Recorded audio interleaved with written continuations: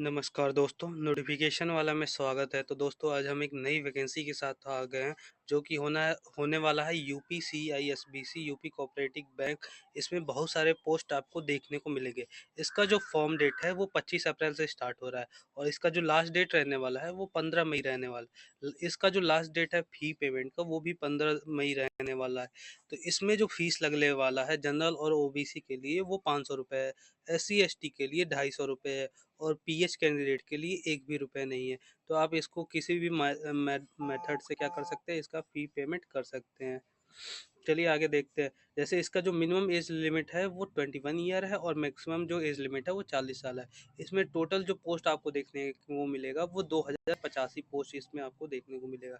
जैसे इसमें मैनेजर की जो पोस्ट है वो 65 पोस्ट है, जूनियर मैनेजर की पोस्ट है वो 486 पोस्ट है, वही असिस्टेंट कैशियर की पोस्ट है वो 887 पोस्ट है। असिस्टेंट मैनेजर की जो पोस्ट है उसमें 10 पोस्ट देखने को मिलेगा। असिस्टेंट मैनेजर जनरल की जो पोस्ट है उसमें 42 पोस्ट है। वही असिस्टेंट या कैशियर की पोस्ट 66 है। उसके बाद से असिस्टेंट मैनेजर जनरल की इसकी 78 पोस्ट देखने को, अकाउंटेंट की 24 है, असिस्टेंट अकाउंटेंट में 8 है और 16 है। फिर एक असिस्टेंट अकाउंटेंट है उसमें 8 पोस्ट है, असिस्टेंट अकाउंटेंट में फिर 2 पोस्ट है, अकाउंटिंग क्लर्क में 2 पोस्ट है, ऐसे ही असिस्टेंट स्टेनोग्राफर में 4 पोस्ट है। फिर असिस्टेंट स्टेनोग्राफर में 14 पोस्ट देखने को मिलेगा आपको। फिर स्टेनोग्राफर की 4 पोस्ट है और फिर स्टेनोग्राफर की 1 पोस्ट है। ऐसे ही जूनियर असिस्टेंट की पोस्ट 12, 16 और 17 होने वाली है। वैसे ही असिस्टेंट टाइपिस्ट की जो पोस्ट है वो 20 और 31 होने वाली है। क्लर्क टाइपिस्ट की जो पोस्ट है वो 20 है। असिस्टेंट इंजीनियर इसमें सिविल की जो है वो 20 पोस्ट है। असिस्टेंट इंजीनियर सिविल की एक में 12 पोस्ट है और असिस्टेंट इंजीनियर इलेक्ट्रिकल की जो पोस्ट है उसमें 2 पोस्ट है। जूनियर इंजीनियर सिविल में 131 पोस्ट है, जूनियर इंजीनियर सिविल में 80 पोस्ट है और जूनियर इंजीनियर इलेक्ट्रिकल में 7 पोस्ट है। तो टोटल इस तरह आपको 2085 पोस्ट ऐसे देखने को मिलेंगे। वो आपके एलिजिबिलिटी क्राइटेरिया के अकॉर्डिंग बटा हुआ है। जैसे जो मैनेजर और जूनियर मैनेजर की पोस्ट है उसमें आप जो भी कैंडिडेट है वो उसको बैचलर डिग्री होना चाहिए कॉमर्स में, इकोनॉमिक्स में, मैथमेटिक्स में, स्टैटिक्स में 55% मार्क्स के साथ, और इसके साथ ही उसके पास ओ लेवल का कंप्यूटर सर्टिफिकेट होना चाहिए या फिर वो बीटेक, बीसीए, एमसीए, एमबीए या पोस्ट ग्रेजुएट कोई भी डिग्री किया हो। इसके साथ ही जो असिस्टेंट कैशियर या बैंकिंग असिस्टेंट क्लर्कियल स्टाफ है उसमें भी ग्रेजुएट की ज़रूरत है 55% मार्क के साथ, और उसमें ट्रिपल सी का सर्टिफिकेट होना चाहिए आपके पास। वैसे ही असिस्टेंट मैनेजर जो कंप्यूटर है इसमें बीटेक डिग्री होना चाहिए, आपने सीएस, आईटी या इलेक्ट्रॉनिक से कर रखा है बीटेक तो अप्लाई कर सकते हैं। इसके साथ ही अगर बीसीए किया है, बीसीए की डिग्री है 55% मार्क के साथ तो भी आप इसमें अप्लाई कर सकते हैं।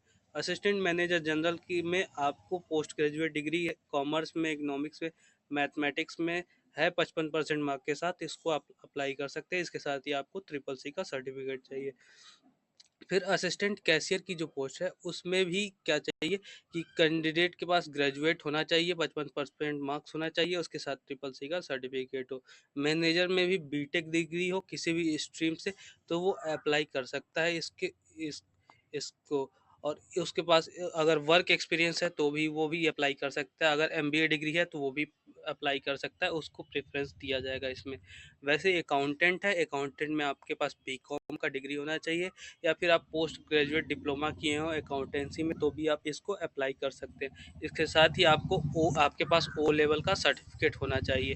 इसके साथ ही जो असिस्टेंट अकाउंटेंट है इसमें जो कैंडिडेट के पास बीकॉम का डिग्री होना चाहिए, इसके साथ ही 50% मार्क्स से वो पास हो, इसके साथ ट्रिपल सी का सर्टिफिकेट होना चाहिए। असिस्टेंट अकाउंटेंट के पास में भी जो एलिजिबिलिटी क्राइटेरिया है उसमें बीकॉम होना चाहिए 50% मार्क के साथ और ट्रिपल सी का सर्टिफिकेट हो। इसके साथ ही आपके पास असिस्टेंट अकाउंटेंट के लिए बीकॉम की डिग्री होना चाहिए या पोस्ट ग्रेजुएट अगर आपने अकाउंटेंसी में किया है तो भी आप इसको अप्लाई कर सकते हैं। आपके पास ओ लेवल का सर्टिफिकेट होना चाहिए। अकाउंटिंग क्लर्क में आपके पास बीकॉम की डिग्री होना चाहिए 50% मार्क के साथ, आपके पास बेसिक कंप्यूटर की नॉलेज होनी चाहिए। असिस्टेंट स्टेनोग्राफर में आपने ग्रेजुएट किया हो किसी भी यूनिवर्सिटी से, आप हिंदी इंग्लिश में क्या हो प्रोफिशिएंट हो और ट्रिपल सी का सर्टिफिकेट हो, आप अप्लाई कर सकते हैं। स्टेनियोग्राफर में आप ग्रेजुएट हो और आपके पास मतलब कि टाइपिंग स्पीड हो और ट्रिपल सी का सर्टिफिकेट हो, तो आप इसको अप्लाई कर सकते हैं। जूनियर असिस्टेंट में आपके पास भी ग्रेजुएट होना चाहिए। 30 वर्ड पर मिनट हिंदी का और 40 वर्ड पर मिनट इंग्लिश लिखना अगर आपको आता है, तो आप इसके लिए अप्लाई कर सकते हैं, आप इसको जा सकते हैं। इसके साथ ही अगर आपके पास ओ लेवल का सर्टिफिकेट है, फिर जूनियर असिस्टेंट के लिए आप अप्लाई कर सकते हैं। अगर असिस्टेंट टाइपिस्ट की देख ले, तो उसमें भी आपके पास ग्रेजुएट होना चाहिए। इसके साथ आपको टाइपिंग स्किल आनी चाहिए, उसके पास साथ आपके पास ट्रिपल सी का सर्टिफिकेट होना चाहिए। क्लर्क और टाइपिस्ट के लिए भी सेम है कि ओ लेवल का सर्टिफिकेट हो या ट्रिपल सी का सर्टिफिकेट हो, आप ग्रेजुएट हो। अब देख लेते हैं assistant engineer civil. Assistant engineer civil के लिए आपके पास बैचलर डिग्री हो सिविल इंजीनियरिंग में, तो आप इसको अप्लाई कर सकते हैं। इसमें कोई किसी प्रकार का एक्सपीरियंस नहीं मांगा गया है। वहीं असिस्टेंट इंजीनियर इलेक्ट्रिकल के लिए भी आपके पास बैचलर डिग्री होना चाहिए, मतलब कि बीटेक होना चाहिए इलेक्ट्रिकल इंजीनियरिंग से। जूनियर इंजीनियर सिविल के लिए बैचलर डिग्री है आपके पास सिविल में, तो अप्लाई कर सकते हैं। अगर आपके पास डिप्लोमा भी है 3 साल का, तो भी आप इसको अप्लाई कर सकते हैं। वहीं जूनियर इंजीनियर इलेक्ट्रिकल के लिए भी आपके पास अगर बैचलर डिग्री है इलेक्ट्रिकल इंजीनियर में, तो भी आप इसको अप्लाई कर सकते हैं।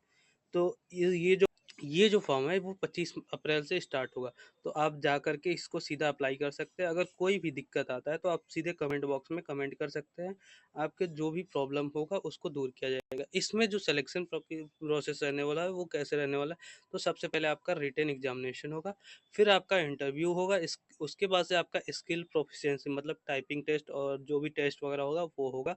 उसके बाद से आपका मेडिकल एग्जामिनेशन होगा, लास्ट में आपका डॉक्यूमेंट वेरिफिकेशन होगा, और डॉक्यूमेंट वेरिफिकेशन के बाद से आपको ज्वाइनिंग लेटर मिल जाएगा।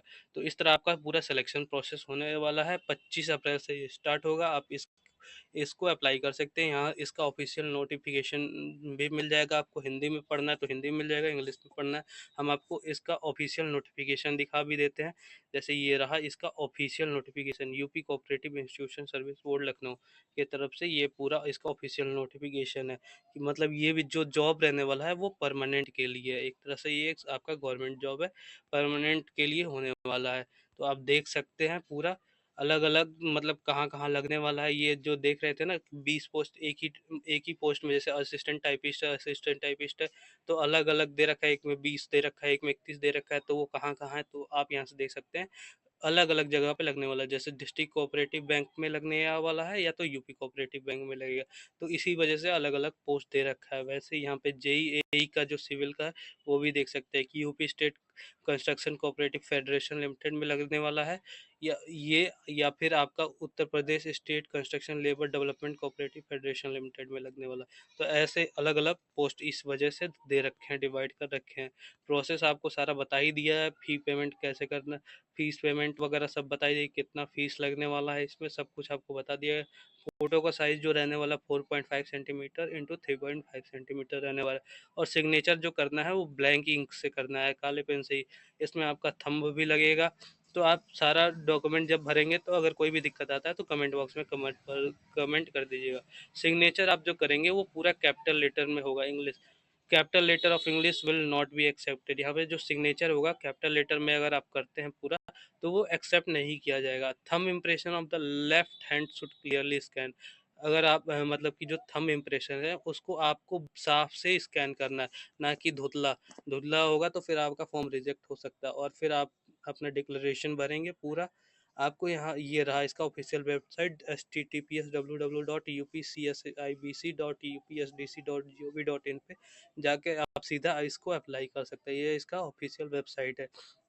यहाँ पे पूरा डिटेल देख सकते हैं कैसे क्या क्या करना है, पूरा A to Z लिख रखा है। फोटो क्या करना है क्या नहीं करना है यहाँ पे देख लीजिए। यहाँ पे क्या करना है कि फ़ोटो लेते समय कैसा बैकग्राउंड आपको प्रेफ़र करना है, कि एडुकेट वहाँ प्रॉपर लाइट हो, कैमरा में आप सीधा देख रहे हो, आपका दोनों कान विज़िबल हो, ऐसा फ़ोटो लेना है।